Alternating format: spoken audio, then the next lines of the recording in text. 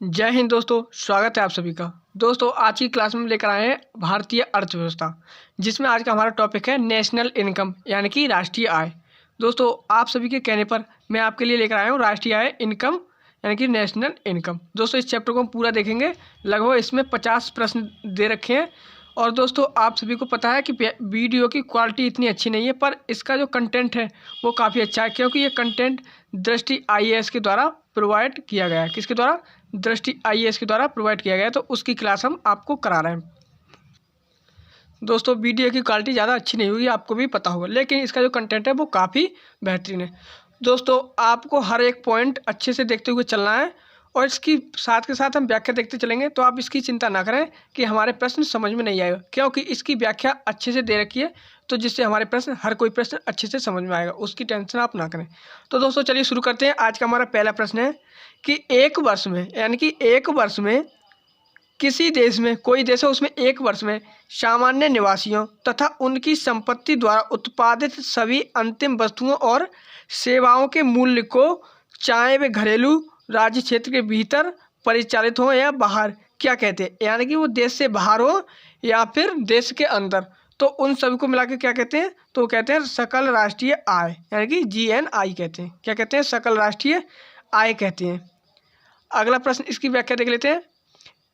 इसकी व्याख्या देख लेते हैं कि सकल राष्ट्रीय आय GNI किसी एक वित्तीय वर्ष के दौरान केवल निवासी उत्पादक इकाइयों द्वारा, देश के निवासियों द्वारा देश की घरेलू सीमा के अंदर या बाहर उत्पादित सभी अंतिम वस्तुओं और सेवाओं का मूल्य है। वही निवल राष्ट्रीय आय यानी कि NNI की प्राप्ति हेतु देश के निवासियों द्वारा विदेशों से अर्जित आय को जोड़कर विदेशी मामलों में विदेशी नागरिकों द्वारा देश में अर्जित आय को घटाया जाता है। इस अंतिम आय से मूल्य ह्रास की राशि को निकाल दिया जाता है।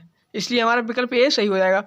अगले प्रश्न को देख लेते हैं। अगला प्रश्न है राष्ट्रीय आय यानी कि NI लेखे में व्यक्तिक आय यानी कि जो व्यक्तिक आय पर्सनल इनकम को किस रूप में परिभाषित किया जाता है? यानी कि राष्ट्रीय आय नेशनल इनकम और जो व्यक्तिक आय यानी कि पर्सनल इनकम है उसको किस रूप में परिभाषित किया गया है? तो याद रखना, राष्ट्रीय आय को रखते हैं, राष्ट्रीय आय में से माइनस करते हैं अवितरित लाभांश, जो अवितरित लाभांश है उसको माइनस करते हैं परिवारों द्वारा किया गया नेट ब्याज भुगतान, यानी कि जो परिवार द्वारा ब्याज पर भुगतान किया जाता है, ब्याज का भुगतान, उसको भी माइनस कर देते हैं। और जो कंपनी कर देती है यानी कि जो कंपनी ने कर दिया है उसको भी माइनस कर देते हैं। लेकिन इसमें क्या जोड़ देते हैं? सरकार और फर्मों द्वारा परिवारों को अंतरण भुगतान किया गया उसको जोड़ लेते हैं। याद रहेगा, ये ऑप्शन इसमें ए आंसर राइट हो जाएगा। राष्ट्रीय आय में से अवितरित लाभांश को घटा देते हैं, परिवारों द्वारा जो ब्याज दिया गया है, ब्याज का भुगतान किया गया उसको हटा देते हैं, और जो कंपनी ने कर दिया है उसको भी घटा देते हैं। लेकिन सरकार और किसी फर्मों द्वारा परिवारों का अंतरण भुगतान किया गया उसे जोड़ लेते हैं। इस प्रकार ए ऑप्शन हमारा राइट होगा। व्याख्या देख लेते हैं इसकी।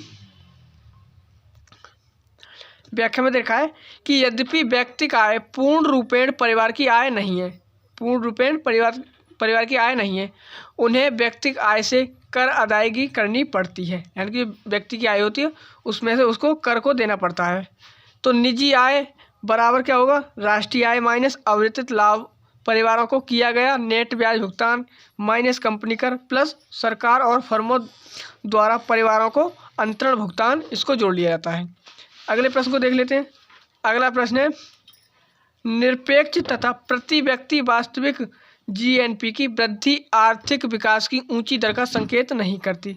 यानी कि 4 ऑप्शन दे रखे हैं आपको। दोस्तों इस प्रश्न को मैं प्रीवियस ईयर क्वेश्चन में करा चुका हूँ, जिसमें निरपेक्ष तथा प्रति व्यक्ति वास्तविक GNP की वृद्धि आर्थिक विकास की ऊंची दर का संकेत नहीं करती।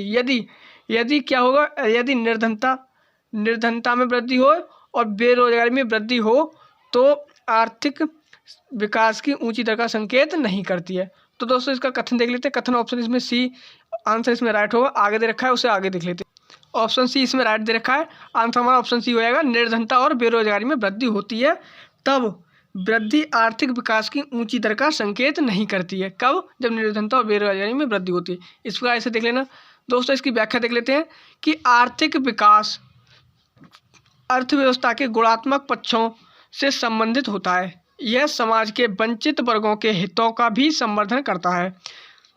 इस प्रकार यदि प्रति व्यक्ति वास्तविक जीएनपी वृद्धि के बावजूद निर्धनता व बेरोजगारी में वृद्धि हो रही हो तो इसे आर्थिक विकास का पर्याय नहीं माना जाएगा। आर्थिक विकास का क्या पर्याय नहीं माना जाएगा, ये इसकी व्याख्या दे रखी है। अच्छे से नोट कर लेना हर पॉइंट को, अगर आपको समझ में आया तब। अगला प्रश्न है, किसी भी राष्ट्र की औसत आय, कोई राष्ट्र है उसकी औसत आय या फिर प्रति व्यक्ति आय, औसत आय, किस राष्ट्र की औसत आय या प्रति व्यक्ति आय की गणना निम्नलिखित में किस प्रकार से की जा सकती है। तो आप सभी को पता है, अगर हमें एक व्यक्ति की आय निकालनी है तो हमें क्या करना है, पूरे राष्ट्र की आय यानी कि कुल राष्ट्रीय आय, देश की कुल आय और बटे क्या कर देते हैं, देश की कुल जनसंख्या से भाग कर देते हैं। तो इसमें कौन सा ऑप्शन राइट होगा, देश की कुल आय और जनसंख्या से भाग कर देते हैं, यानी कि देश की जो कुल आय है, कुल आय को और कुल जनसंख्या से भाग कर देंगे तो क्या निकल आएगी, प्रति व्यक्ति आय निकल आएगी। व्याख्या देख लेते हैं दोस्तों। किसी भी देश की आय उस देश के सभी निवासियों की आय है, लेकिन देशों के बीच तुलना करने के लिए कुल आय इतना उपयुक्त माप नहीं है, क्योंकि हर देश की जनसंख्या अलग अलग होती है। क्या एक देश के लोग दूसरे देश के लोगों से बेहतर हैं? वस्तुतः इसके लिए हम औसत आय की तुलना करते हैं। औसत आय देश की कुल आय को कुल जनसंख्या से भाग कर देते हैं, यानी कि कुल आय को कुल जनसंख्या से भाग कर देते हैं। तो औसत आय प्रति व्यक्ति आय भी कहा जाता है, यानी कि जो औसत आय उसे प्रति व्यक्ति आय भी कहते हैं। ये पॉइंट आपको याद होगा। अगला प्रश्न देखते हैं, स्वतंत्रता से पूर्व भारत की राष्ट्रीय तथा प्रति व्यक्ति आय के आकलनकर्ताओं में से निम्नलिखित में से कौन शामिल थे? तो दोस्तों दादा भाई नौरोजी थे, ये भी आपको पता होगा, दादा भाई नौरोजी थे, फिंडले सिराज भी थे, और जो BKR राव भी थे, और जो हैं RC देसाई ये भी थे, यानी कि चारों थे। सबसे पहले दादा भाई नौरोजी ने इसकी जो राष्ट्रीय आय थी उसको बताया था। कब बताया था? 1868 ईस्वी में। दोस्तों इसमें तो हमारे चारों शामिल थे, तो ऑप्शन इसमें डी आंसर हमारा राइट होगा। देख लेते हैं दोस्तों इसकी व्याख्या कि औपनिवेशिक शासन के दौरान भारत की राष्ट्रीय एवं प्रति व्यक्ति आय का आकलन Dada Bhai Naoroji, Findlay Shirras, doctor VKR Rao तथा RC देसाई द्वारा प्रमुख रूप से किया गया, जिसमें डॉक्टर राव द्वारा लगाए गए अनुमान महत्वपूर्ण माने जाते हैं। दोस्तों अगला प्रश्न पे देख लेते हैं। अगले प्रश्न क्या है हमारा? अगला प्रश्न है एक पुस्तक से संबंधित है। पुस्तक का नाम क्या है? In inquiry into the nature and colleges of the wealth of nation. क्या नाम है? An inquiry into the nature and colleges of the wealth of nation. ये पुस्तक है। निम्नलिखित में से किस अर्थशास्त्री द्वारा लिखी गई पुस्तक है? तो किसने लिखी है? तो ये लिखी है एडम स्मिथ ने। याद कर लेना इस पुस्तक को कि an inquiry into the nature and colleges of the wealth of nation, ये एडम स्मिथ द्वारा लिखी गई पुस्तक है। इसकी व्याख्या देख लेते हैं कि आधुनिक अर्थशास्त्र को एक विषय के रूप में स्थापित करने वाले अर्थशास्त्रियों में अग्रणी एडम स्मिथ ने अपनी सबसे महत्वपूर्ण कृति को an inquiry into the nature and college of the wealth of nation नाम दिया था। अगले प्रश्न को देखते हैं। अगला प्रश्न है उपभोक्ता वस्तुओं के संदर्भ में निम्नलिखित पर विचार कीजिए।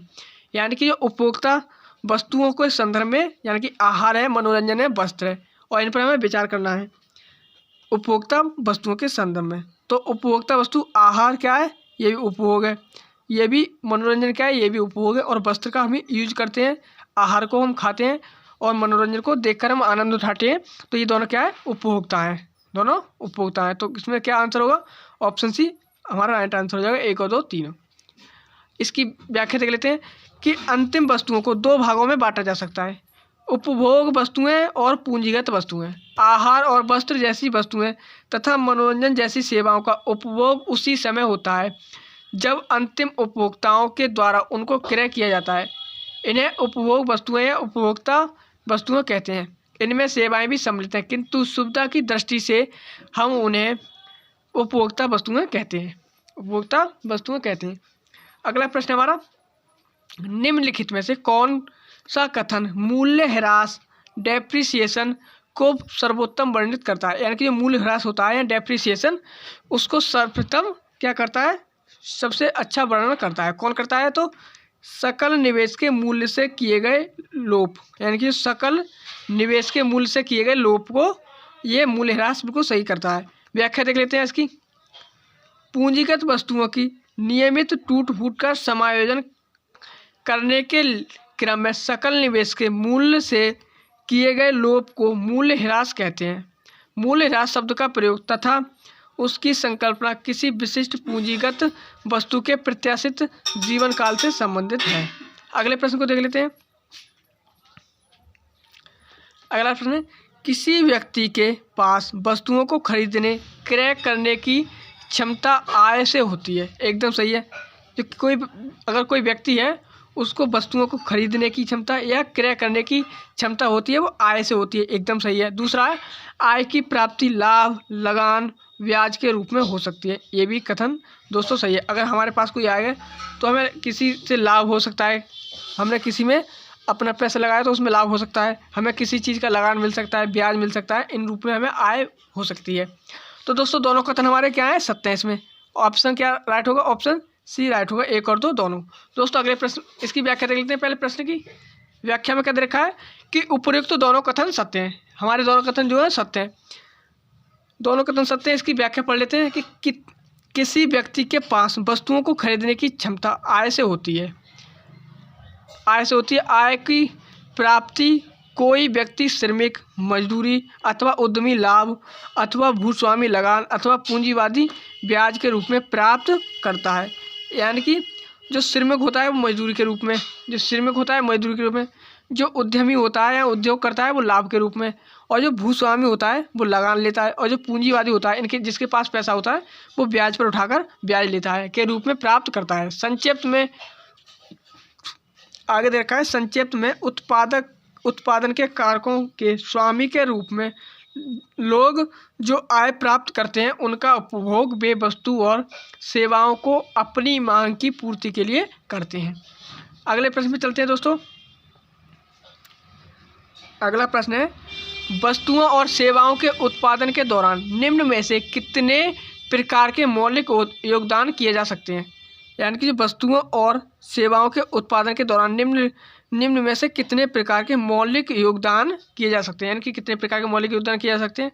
तो दोस्तों मानवीय श्रम का योगदान किया जा सकता है, स्थिर प्राकृतिक संसाधनों का योगदान किया जा सकता है, और पूंजी का योगदान किया जा सकता है। यानी कि जब पूंजी लगाएंगे तो उसमें मानव श्रम की जरूरत हो सकती है और हमें संसाधन भी चाहिए प्राकृतिक, तो तीनों का योगदान किया जा सकता है। तो ऑप्शन सी इसमें राइट आंसर हो जाएगा। देख लेते हैं इस प्रश्न की व्याख्या। वस्तुओं और सेवाओं के उत्पादन के दौरान 4 प्रकार के मौलिक योगदान किए जा सकते हैं। वे इस प्रकार हैं: मानवीय श्रम, पूंजी का योगदान, उद्यम वृत्ति का योगदान, स्थिर प्राकृतिक संसाधन का योगदान। इन चारों का योगदान कर सकते हैं किसी वस्तु और सेवाओं को उत्पादन करने में। यानी कि कोई वस्तु उत्पादन करनी है या हमें कुछ बनाना है तो हमें श्रम की भी ज़रूरत होगी, पैसे की भी ज़रूरत होगी, और कोई उद्यमी व्यक्ति होगा यानी कि जो उद्योग करता होगा अच्छा खासा, जिसके पास नॉलेज हो, उसकी ज़रूरत होगी, और उसके लिए प्राकृतिक संसाधन की ज़रूरत होगी। अगर हम रोड बना रहे हैं तो हमें प्राकृतिक वज्री या उसकी ज़रूरत होगी, पत्थर की ज़रूरत होगी, वो प्राकृतिक संसाधन हो गया। तो इस प्रकार इसमें 4 याद रखना है इनको: मानवीय श्रम का योगदान, पूंजी का योगदान, उद्यम वृत्ति का योगदान और स्थिर प्राकृतिक संसाधनों का योगदान। अगला प्रश्न है, मूल्य वर्धित शब्द को सही स्पष्ट करता है। यानी कि मूल्य वर्धित शब्द है को सही स्पष्ट करता है। तो क्या है? किसी फर्म का निवल योगदान। एकदम ए ऑप्शन राइट होगा। जो मूल्य वर्धित शब्द है उसको कहते हैं किसी फर्म का निवल योगदान होता है, उसे मूल्य वर्धित कहते हैं। व्याख्या देख लेते हैं इस मूल्य वर्धित के बारे में। किसी फर्म के निवल योगदान को जिस शब्द से सूचित किया जाता है उसे मूल्य वर्धित कहते हैं। फर्म के मूल्य वर्धित का वितरण उत्पादन के चारों कारकों श्रम, पूंजी, उद्यमिता और भूमि में किया जाता है। इसलिए एक फर्म द्वारा अदा की गई मजदूरी, ब्याज, लाभ, लगान फर्म की मूल्य वर्धित से जुड़ना चाहिए। मूल्य वर्धित एक प्रभाव परिवर्तन फेरा चक्कर है। अगला प्रश्न देख लेते हैं दोस्तों। अगला प्रश्न है, निम्नलिखित पर विचार कीजिए। निम्नलिखित पर विचार करना है और पूछा हुआ है, प्रश्न में क्या पूछा हुआ है?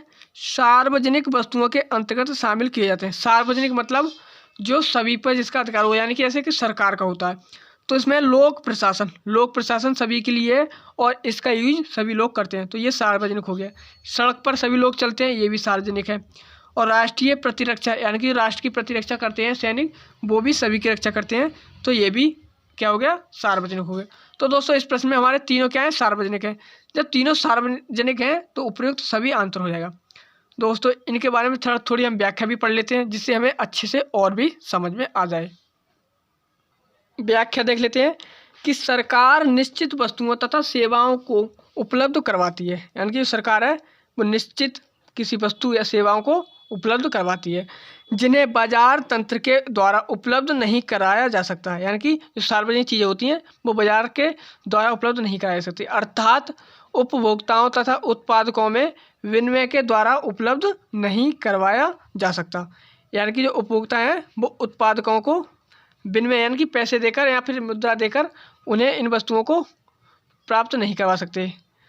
इस प्रकार की वस्तुओं को सार्वजनिक वस्तुएं कहा जाता है। सार्वजनिक वस्तुएं सभी के लिए उपलब्ध हैं तथा इनके लाभ किसी एक विशेष उपभोक्ता तक ही सीमित नहीं है।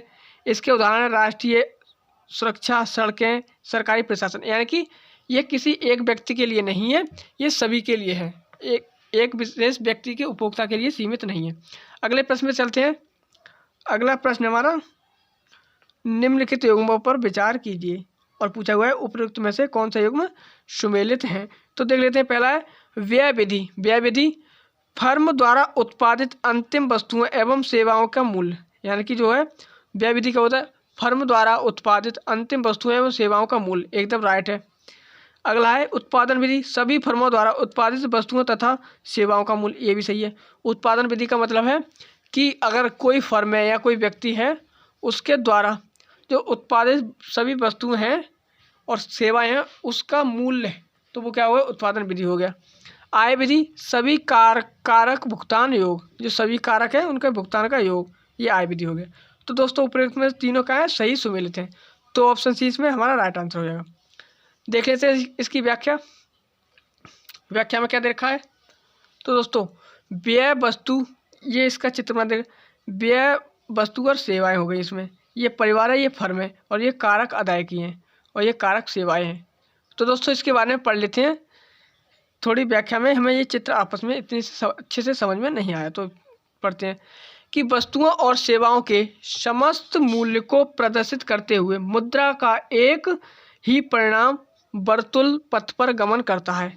यदि हम वस्तु और सेवाओं के समस्त मूल्यों का एक वर्ष के दौरान आकलन करना चाहें तो आरेख में निर्देशित किसी बिंदु रेखाओं पर अंकित प्रवाह का वार्षिक मूल्य की माप कर सकते हैं। हम सभी फर्मों द्वारा उत्पादित अंतिम वस्तुओं और सेवाओं के समस्त मूल्य का मूल्यांकन करते हुए प्रवाह का मापन कर सकते हैं। यदि विधि व्यय विधि कहलाएगी। यदि हम बी पर सभी फर्मों द्वारा उत्पादित वस्तुओं तथा सेवाओं के समस्त मूल्य की माप करते हैं तो यह विधि उत्पादन विधि कहलाएगी। सी पर सभी कारक अदायगी के कुल योग का मापन आय विधि कहलाएगी। तो दोस्तों उपयुक्त में से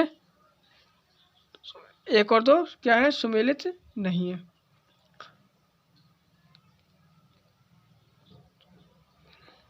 अगले प्रश्न में चलते हैं। अगला प्रश्न हमारा,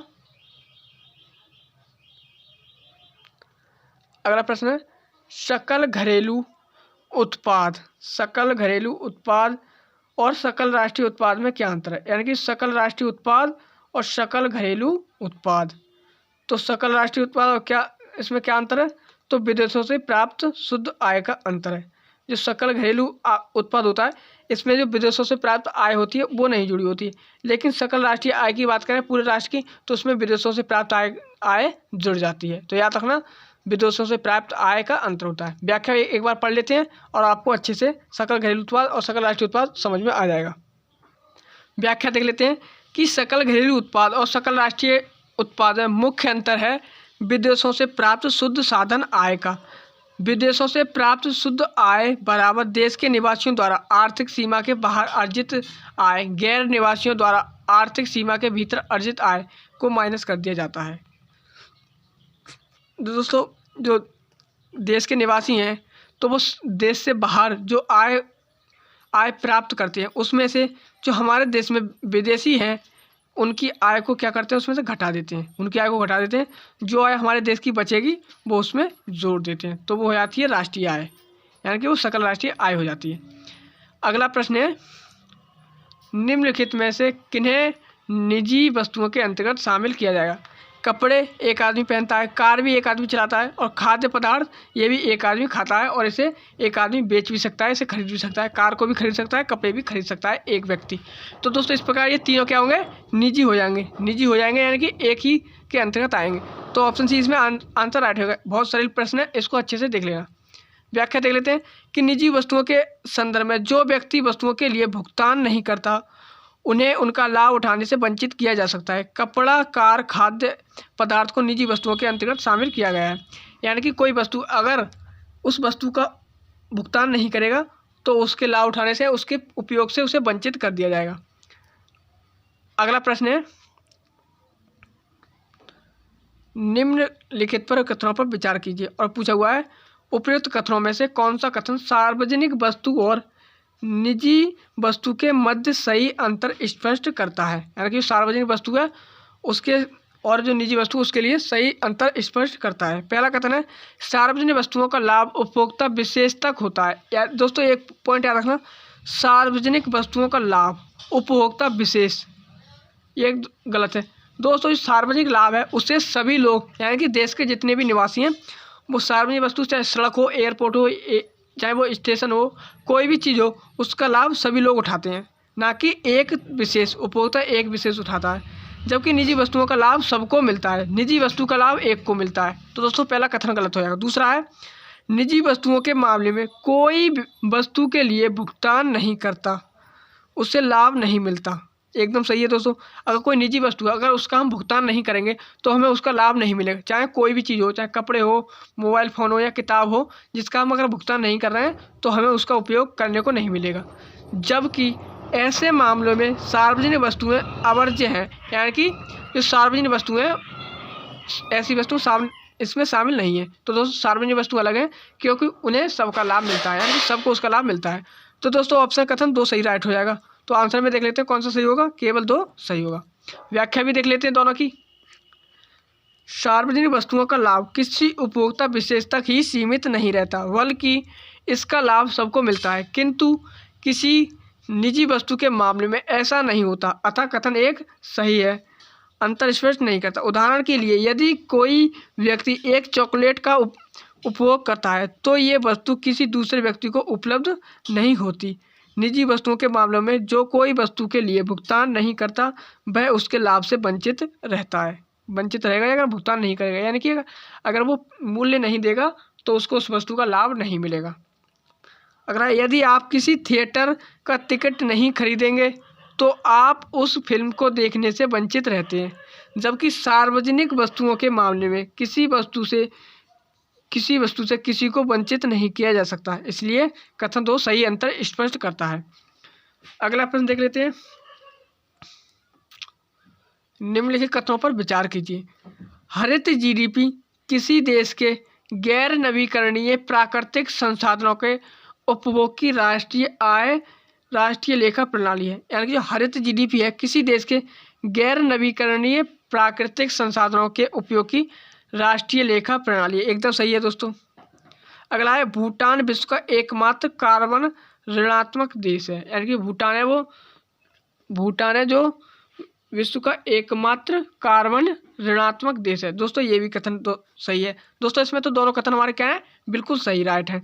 तो दोस्तों ऑप्शन सी इसमें आंसर राइट होगा। दोस्तों इसकी आगे व्याख्या देख लेते हैं, इन दोनों कथनों के बारे में अच्छे से पढ़ लेते हैं क्योंकि यहाँ पर कुछ अच्छे से हमारे समझ में नहीं आया है। विस्तार से इन दोनों के कथनों के बारे में देख लेते हैं कि हरित जीडीपी किसी भी देश के गैर नवीकरणीय प्राकृतिक संसाधनों के उपयोग की राष्ट्रीय लेखा प्रणाली है और अब संवहनीय विकास के एक अंग के रूप में इसकी परिकल्पना की जा रही है। अतः कथन 1 सही है। अगला है, इसका उद्देश्य अर्थव्यवस्थाओं के विकास को आगे बढ़ाने में संसाधनों का बेहतर, कुशलतापूर्वक और प्रभावी ढंग से उपयोग करना है और साथ ही साथ उनकी दुर्बलता को भी ध्यान में रखना है। दोस्तों अगला पॉइंट इसमें यह भी माना जाता है कि इस तरह के लेखांकन से देश के तेजी से घटने वाले गैर नवीकरणीय प्राकृतिक संसाधनों के व्यवहार्य विकल्प विकसित करने के लिए अधिक अनुसंधान और विकास का मार्ग प्रशस्त होगा। भूटान दुनिया का एकमात्र कार्बन ऋणात्मक देश है और उसने संवहनीयता और संवहनीयता को राष्ट्रीय पहचान के रूप में विकसित किया है। कथन 2 भी सही है। याद रखना ये पॉइंट, जो भूटान है दुनिया का एकमात्र कार्बन ऋणात्मक देश है। अगला पॉइंट है, वस्तुतः भूटान के संविधान द्वारा देश की 60% भूमि को वन के रूप में व्यवस्थित और संरक्षित रखने का अनिवार्य किया गया है और इस उद्देश्य की पूर्ति के एक अंग के रूप में भूटान नियंत्रित और न्यूनतम प्रभावी पर्यटन को भी बढ़ावा देता है। दोस्तों अगले प्रश्न पे चलते हैं। अगला प्रश्न क्या है हमारा, सकल घरेलू उत्पाद अपस्फीतिक कारक, यानी कि सकल घरेलू उत्पाद अपस्फीतिक कारक हैं के संबंध में निम्नलिखित कथनों पर विचार कीजिए। यानी कि सकल घरेलू उत्पाद अपस्फीतिक कारक के ग्रोस डोमेस्टिक प्रोडक्ट डेफलेटर के संबंध में निम्नलिखित कथनों पर विचार कीजिए। पहला कथन है, यह सांकेतिक जीडीपी और वास्तविक जीडीपी का अनुपात है। एकदम राइट है। जो सकल घरेलू उत्पाद है अपस्फीतिक कारक, जो सांकेतिक जीडीपी होती है और जो वास्तविक जीडीपी है, उनके दोनों के बीच का अनुपात है। अगला, यह उत्पादन में वृद्धि की सीमा को दर्शाता है। तो दोस्तों ये उत्पादन में वृद्धि की सीमा को नहीं दर्शाता है, दूसरा कथन गलत हो जाएगा। तीसरा है, यह केंद्रीय सांख्यिकी कार्यालय द्वारा प्रकाशित किया जाता है। ये सेंट्रल स्टैटिक ऑफिस के द्वारा प्रकाशित किया जाता है। ये कथन एकदम राइट है। 1 और 3 कथन सही है, तो आंसर क्या होगा, 1 और 3 राइट होगा। दोस्तों व्याख्या देख लेते हैं। सकल घरेलू उत्पाद अपस्फीतिक कारक जीडीपी डेफलेटर, जिसे अप्रत्यक्ष मूल्य अपस्फीतिक कारक भी कहा जाता है, मुद्रास्फीति का एक उपाय है। यह चालू कीमतों पर किसी वर्ष अर्थव्यवस्था द्वारा उत्पादित वस्तुओं व सेवाओं का मूल्य अर्थात सांकेतिक जीडीपी और आधार वर्ष के दौरान प्रचलित कीमतों पर इसी मूल्य अर्थात वास्तविक जीडीपी का अनुपात है। अगला है, जीडीपी मूल्य अपस्फीति गणना का सूत्र, यानी कि जीडीपी मूल्य अपस्फीति गणना का सूत्र क्या है, जीडीपी प्राइस डेफलेटर नॉमिनल जीडीपी भाग कर देते हैं रियल जीडीपी से, यानी कि वास्तविक जीडीपी से। जो नॉमिनल जीडीपी है, यानी कि जो नॉमिनल जीडीपी है उसमें सांकेतिक जीडीपी में भाग कर देते हैं वास्तविक जीडीपी से और गुणा कर देते हैं 100, तो ये परसेंटेज निकल आता है। अगला, यह अनुपात सकल घरेलू उत्पाद में वृद्धि की उस सीमा को दर्शाने में मदद करता है जो उत्पादन आउटपुट में वृद्धि की बजाय उच्च कीमतों के कारण हुआ है। अगला पॉइंट है, चूंकि अपस्फीति कारक अर्थव्यवस्था में उत्पादित वस्तुओं और सेवाओं की पूरी श्रृंखला को कवर करता है, थोक या उपभोक्ता मूल्य सूचकांक के सीमित कमोडिटी सूची के मूल मुकाबले अतः इस मुद्रास्फीति के एक अधिक व्यापक उपाय के रूप में देखा जाता है। उपभोग पैटर्न में परिवर्तन या नई वस्तुओं और सेवाओं को प्रवेश जीडीपी अपस्फीति कारक में स्वतः प्रकट हो जाता है। यह जीडीपी अपस्फीति कारक को अर्थव्यवस्था के उपभोग या निवेश पैटर्न में बदलाव को अवशोषित करने की अनुमति देता है। प्रायः जीडीपी डेफलेटर का रुझान सीपीआई के समान होता है। दोस्तों अगले प्रश्न पे चलते हैं। अगला प्रश्न है, निम्नलिखित कथनों पर विचार कीजिए, यानी कि 4 कथन दे रखे हैं और पूछा हुआ है कि उपयुक्त कथनों में से कौन सा या कौन से सही है। पहला है, सकल राष्ट्रीय उत्पाद में बाहर ऋण पर ब्याज शामिल नहीं है, यानी कि बाहर ऋण है उसमें ब्याज शामिल नहीं है। तो दोस्तों जो उसमें क्या है, उसमें जो सकल राष्ट्रीय उत्पाद में बाहर ऋण पर ब्याज शामिल नहीं है, तो दोस्तों ये वाला कथन हमारा गलत है। दूसरा है, साधन उत्पादन लागत पर राष्ट्रीय आय में अप्रत्यक्ष करों को जोड़कर सब्सिडी को शामिल किया जाता है। दोस्तों ये कथन बिल्कुल सही है। जो उत्पादन लागत पर राष्ट्रीय आय में प्रत्यक्ष करों को छोड़कर, यानी कि प्रत्यक्ष अप्रत्यक्ष कर हैं उनको छोड़कर फिर उसमें सब्सिडी को शामिल किया जाता है। अगला है, मूल्य ह्रास की समायोजित गणना करने के बाद शेष बचने वाला सकल घरेलू उत्पाद ही निवल घरेलू उत्पाद है। जो मूल्यह्रास है, मूल्यह्रास की समायोजन गणना करने के बाद शेष बचने वाला सकल घरेलू उत्पाद ही क्या है, निवल घरेलू उत्पाद। ये कथन क्या हमारा राइट है। दोस्तों 2 कथन राइट है, केवल सी ऑप्शन में हमारा आंसर राइट होगा। देख लेते हैं इन तीनों कथनों के बारे में। पहला है सकल घरेलू उत्पाद।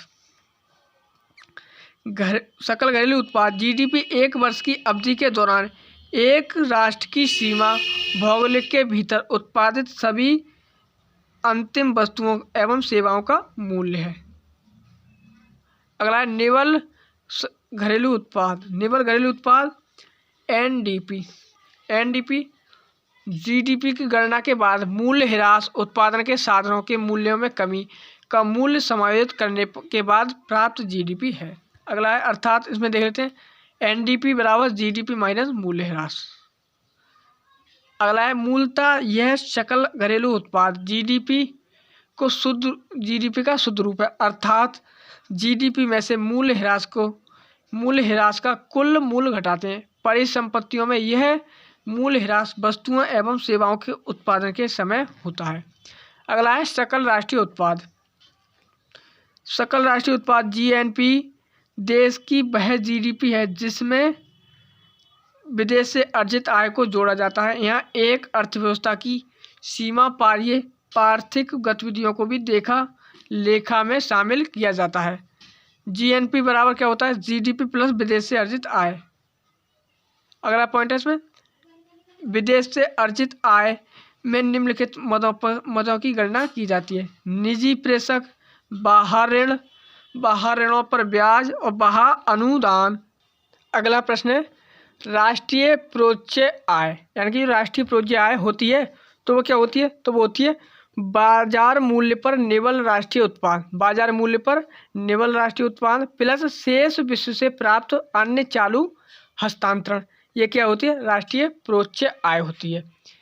इसकी व्याख्या देख लेते हैं कि राष्ट्रीय प्रोच्य आय यह दर्शाती है कि किसी घरेलू अर्थव्यवस्था में वस्तुओं और सेवाओं की अधिकतम मात्रा कितनी है। वस्तु और सेवाओं की अधिकतम मात्रा कितनी है।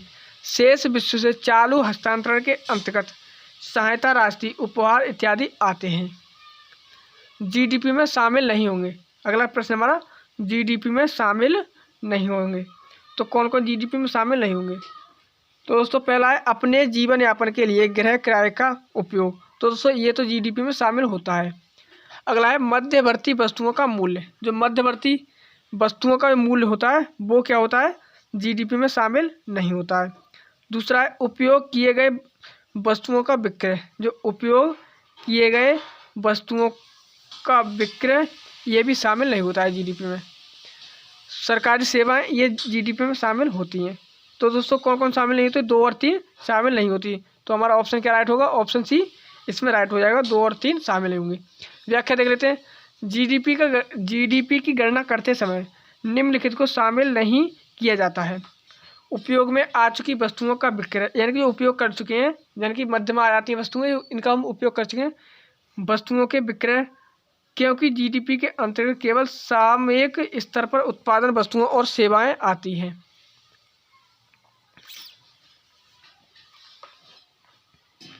अगला पॉइंट है दोहराव रोकने के लिए मध्यवर्ती वस्तुओं का मान भी शामिल नहीं किया जा सकता, क्योंकि ये पहले ही अंतिम वस्तुओं के बाजार मूल्य में शामिल किए जाते हैं, तो ये मध्यवर्ती में शामिल नहीं किया जाता। अगले प्रश्न को देख लेते हैं। अगला प्रश्न है निम्नलिखित में से कौन सा विकल्प गलत है, यानी कि गलत प्रश्न पूछा हुआ है। पहला है घरेलू उत्पाद का संबंध किसी देश की भौगोलिक सीमा से होता है, एकदम राइट है, यानी कि जो घरेलू उत्पाद होता है किसी देश की भौगोलिक सीमा है उससे होता है, सही है एकदम। अगला है राष्ट्रीय उत्पाद जनता की राष्ट्रीयता से संबंधित होता है, बिल्कुल एकदम सही है ये भी। जीएनपी में से निवल कारक आय घटाकर हमें जीडीपी मिलता है। जो जीएनपी है उसमें से निवल कारक आय घटाकर हमें जीडीपी मिलता है, ये भी कथन दोस्तों सही है।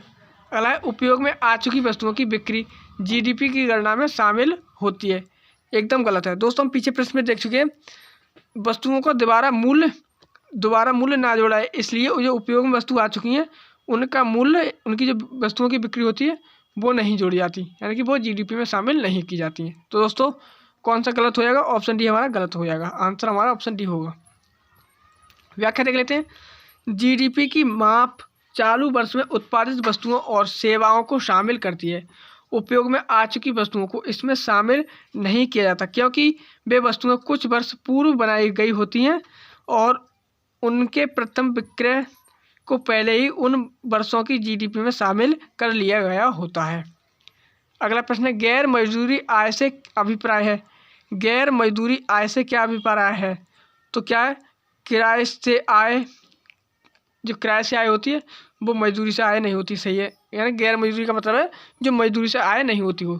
तो उससे क्या अभिप्राय है? जैसे किराए से आय है, हमारे ब्याज पर आय है, तो हम क्या मजदूरी करते हैं? इसमें नहीं करते, इसमें भी नहीं करते। लाभ से आय, इसमें भी हम मजदूरी नहीं करते। तो क्या आंसर होगा? ऑप्शन डी राइट आंसर हो जाएगा, उपयुक्त सभी। गैर मजदूरी आय वह आय है जो मजदूर या वेतन से अलग अर्जित की जाती है। अगला प्रश्न है,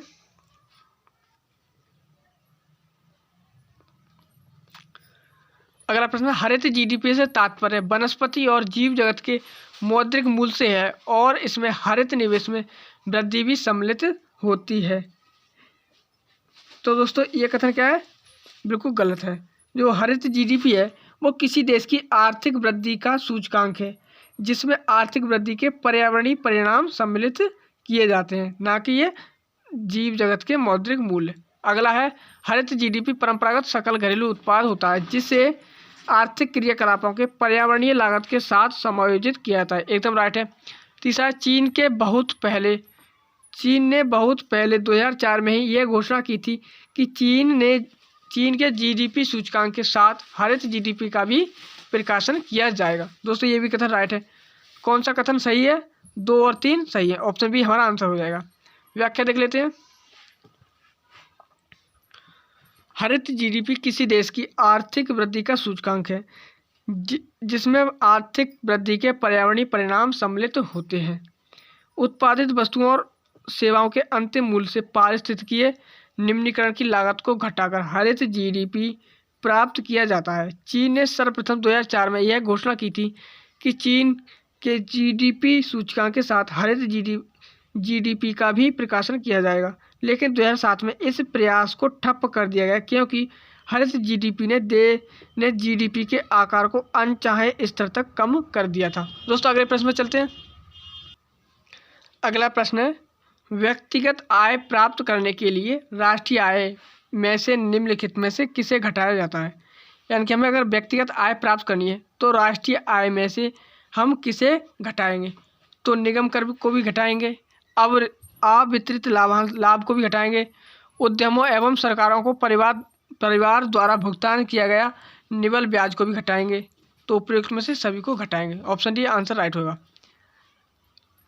राष्ट्रीय आय माइनस अवितरित लाभ, निगम कर, उद्यमों एवं सरकार को परिवार द्वारा भुगतान किया गया निवल ब्याज, परिवार द्वारा प्राप्त स्थानांतरित भुगतान बराबर क्या होता है? व्यक्तिगत आय होती है। अगला प्रश्न है, निम्नलिखित में से कौन राष्ट्रीय आय का अंग हो सकता है? जो राष्ट्रीय आय का अंग हमने देखा है कि जो मध्यवर्ती वस्तुएं वो राष्ट्रीय आय का अंग नहीं है। उपयोग में लाई गई कार की बिक्री, जो एक बार उपयोग कर ली गई उसकी जो दोबारा बिक्री होती है उसको राष्ट्रीय आय में नहीं जोड़ते। स्वयं अधिकृत घर का आरोपित कर, ये इसमें जोड़ा जाएगा, ये अंग हो सकता है। लेकिन ऋणात्मक बाह्यताएं ये नहीं होती हैं, ये भी शामिल नहीं होती। ऑप्शन सी हमारा आंसर हो जाएगा इसमें। अगला है, मध्यवर्ती वस्तुओं का मूल्य, अर्थात ऐसी वस्तुएं जिनका उत्पादन के लिए आगे भी उपयोग किया जा सकता है और उपयोग में लाई गई वस्तुओं की बिक्री को राष्ट्रीय आय की गणना में शामिल नहीं किया जाता ताकि दोहरी गणना से बचा जा सके। अगला है, पुनः जीडीपी गणना में ऋणात्मक बाह्यताएं शामिल नहीं होती हैं, लेकिन इसमें अपने घर से प्राप्त किराया को सम्मिलित किया जाएगा। अगला प्रश्न है, निम्नलिखित में से किसे राष्ट्रीय आय की गणना में शामिल किया जाता है? जो राष्ट्रीय आय की गणना है उसमें शामिल किया जाता है। किसे शामिल किया जाता है? मध्यवर्ती वस्तुओं को शामिल नहीं किया जाता है। अंतरण अदायगी इसको भी शामिल नहीं किया जाता। स्व उपयोग हेतु उत्पादित वस्तुएं, यानी कि हम खुद उपभोग करेंगे उनकी उत्पादित वस्तुओं के मौद्रिक मूल्य को शामिल किया जाता है। तो ऑप्शन सी इसमें राइट होगा। काला धन और अवैध आय, इसको शामिल नहीं किया जाता है। तो दोस्तों इसमें तो आंसर सी हमारा होगा। व्याख्या देख लेते हैं। राष्ट्रीय आय की गणना में निम्नलिखित शामिल की जाती है। तो अंतिम वस्तुएं एवं सेवाएं, स्व उपभोग हेतु उत्पादित वस्तुएं तथा गैर बिक्री योग्य लेकिन लाभकारी गतिविधियों पर आरोपित लागत, जैसे स्व अधिकृत संपत्ति पर आरोपित किराया। अगले प्रश्न पे चलते हैं दोस्तों।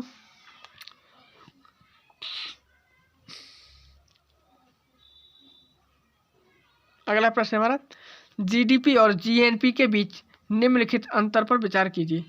जीडीपी कितना उत्पादन हुआ पर विचार करता है, जबकि जीएनपी कौन उत्पादन कर रहा है पर विचार करता है। एकदम राइट है। अगला है, जीडीपी इस बात पर विचार करता है कि उत्पादन के कारण का कौन जिम्मेदार है, जबकि जीएनपी भौगोलिक कारक जैसे उत्पादन कहाँ हुआ पर विचार करता है। तो दोस्तों इसमें जो जीडीपी है इस बात पर विचार करता है कि उत्पादन के कारण कौन जिम्मेदार है, तो इस पर ये विचार नहीं करता, तो इसलिए ये वाला तो गलत हो जाएगा। दूसरा है, यदि विदेश में रह रहे निवासियों की अर्जित आय देश में रह रहे विदेशियों की अर्जित आय से अधिक हो तो जीएनपी जीडीपी से ज़्यादा होगा। एकदम राइट है दोस्तों, जो जीएनपी है वो जीडीपी से आय अधिक होगा।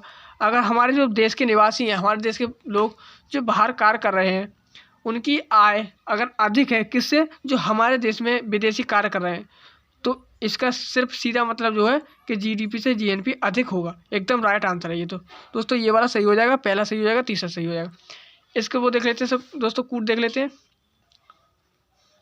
1 और 3 राइट आंसर होगा, 1 और 3, तो ऑप्शन सी होगा।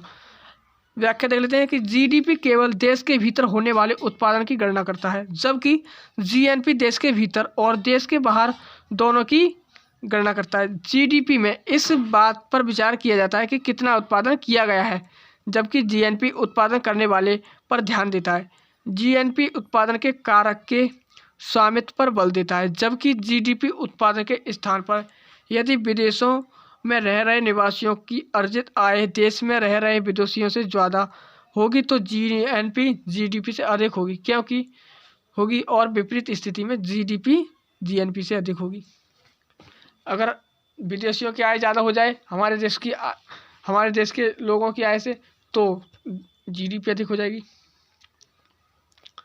अगला प्रश्न है, राष्ट्रीय आय की गणना में निम्नलिखित में किन किन मदों पर को शामिल किया जाता है। तो किन मदों को शामिल किया जाता है राष्ट्रीय आय की गणना में? तो इसमें किसको किया जाता है? तो इसमें किया जाता है शेयर तथा डिवेंचर का क्रय विक्रय, ये शामिल नहीं किया जाता। विदेशों से प्राप्त उपहार, ये भी शामिल नहीं किया जाता राष्ट्रीय आय में। स्वयं उपभोग के लिए किया गया उत्पादन, ये शामिल किया जाता है। विदेशी पर्यटकों द्वारा भारत में किया जाने वाला व्यय, यानी कि विदेशों से आय होती है पर्यटकों द्वारा, तो उनसे जो व्यय करते हैं वो भी शामिल किया जाता है। 3 और 4 शामिल किया जाता है, ऑप्शन सी हमारा राइट आंसर होगा। व्याख्या देख लेते हैं कि उपयुक्त कथनों में एक गलत है, क्योंकि शेयर और डिवेंचर के क्रय विक्रय से राष्ट्रीय उत्पाद पर कोई फर्क नहीं पड़ता। कथन इसलिए 2 गलत है, क्योंकि विदेशों से प्राप्त उपहार को राष्ट्रीय आय की गणना में शामिल नहीं किया जाता, इसलिए कथन 3 और 4 सही होगा। अगला प्रश्न, किसी अर्थव्यवस्था में मांग निश्चित रूप से बढ़ेगी यदि प्रति व्यक्ति आय में वृद्धि हो रही हो। अगर हर व्यक्ति की आय में वृद्धि होगी तो जो है वो मांग निश्चित रूप से बढ़ेगी। क्यों? अगर व्यक्ति की आय में वृद्धि होगी, अगर उसकी आय ज़्यादा होगी, उसके पास पैसा ज़्यादा होगा, तो वो सामान खरीदेगा, तो इससे मांग निश्चित ही रूप से बढ़ेगी। यदि किसी अर्थव्यवस्था में प्रति व्यक्ति आय में वृद्धि हो रही हो तो मांग निश्चित रूप से बढ़ेगी। अगला प्रश्न है, और दोस्तों ये आज का हमारा लास्ट प्रश्न होगा कि राष्ट्रीय आय लेखांकन में निम्नलिखित में से किसे हस्तांतरण आय नहीं माना जाता है? किसे हस्तांतरण आय नहीं माना जाता है? किसी नियोक्ता द्वारा अपने कर्मचारी को किया गया बोनस भुगतान, एकदम सही है। हस्तांतरण आय का मतलब होता है कि एक ने दूसरे को दे दिया। जैसे हम किसी को दान दे देते हैं, हमने किसी को 100 रुपये दे दे, तो वो क्या हो गए? हस्तांतरण हो गए। तो दोस्तों अगर कोई नियोक्ता है द्वारा अपने कर्मचारी को अगर बोनस दे दिया गया तो उसने क्या कर दिया? ये आय हस्तांतरित कर दी, तो ये हस्तांतरण में आ जाएगा। वृद्धावस्था पेंशन, ये भी हस्तांतरण में आ जाएगा, क्योंकि इसमें भी पैसे दिए जाते हैं। किसी अवकाश प्राप्त कर्मचारी को पेंशन भुगतान, ये भी क्या है, हस्तांतरण आय है। कर्मचारी भविष्य निधि में नियोक्ता का अंशदान, ये दोस्तों क्या है, हस्तांतरण आय नहीं है। जब ये हस्तांतरण आय नहीं है तो आंसर क्या होगा, डी ऑप्शन हमारा राइट आंसर हो जाएगा। तो दोस्तों ये आज के हमारे 31 प्रश्न पूरे हो गए भारतीय अर्थव्यवस्था से संबंधित। तो दोस्तों अगली क्लास में हम फिर से मिलेंगे। ये क्लास यहीं तक रहने देते हैं। अगली क्लास में अर्थव्यवस्था से संबंधित 32वां प्रश्न आपके सामने लेकर आएंगे। कौन सा 32वां प्रश्न से शुरुआत करेंगे। तो दोस्तों ये क्लास यहीं तक रहने देते हैं। मिलते हैं अगली क्लास में, तब तक के लिए जय हिंद।